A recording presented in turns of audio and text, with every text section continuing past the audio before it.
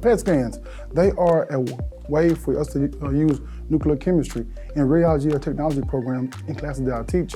That it supports this understanding that we use the positron emission tomography to scan and to go pass through. It's nothing but a chemical reaction that takes place any given time, any given space, any given place in the world. And it's just a way to focus these energies and to see things vividly, such as tumors, and to certain kind of organs like livers, kidneys, cerebellum, and those kind of points. If we can see things earlier, we can treat them earlier and have a better outcome for life. In conventional PET scans, the exposure to radiation is considered low and safe. There's a time delay in how long it is in the body.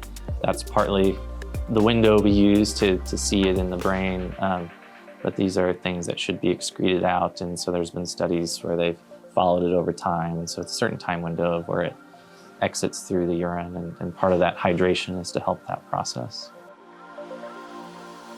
The procedure is completely painless. Some people might feel like it might be uncomfortable to lie down for a long amount of time, and you will be given a blanket and a pillow under your legs to be able to get more comfortable.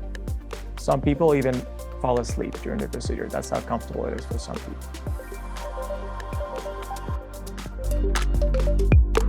We generally do not want to use sedation for these types of studies, particularly on the research side. There's risks involved with sedation. For some scans, like the glucose PET scan where we're measuring brain energy, we actually don't want to sedate someone because it can mess with the scan results. So yeah, we don't generally use any sedation for these types of scans. A PET scan is not a diagnosis per se. A clinician will be gathering that information and other information to get the full picture of what's happening.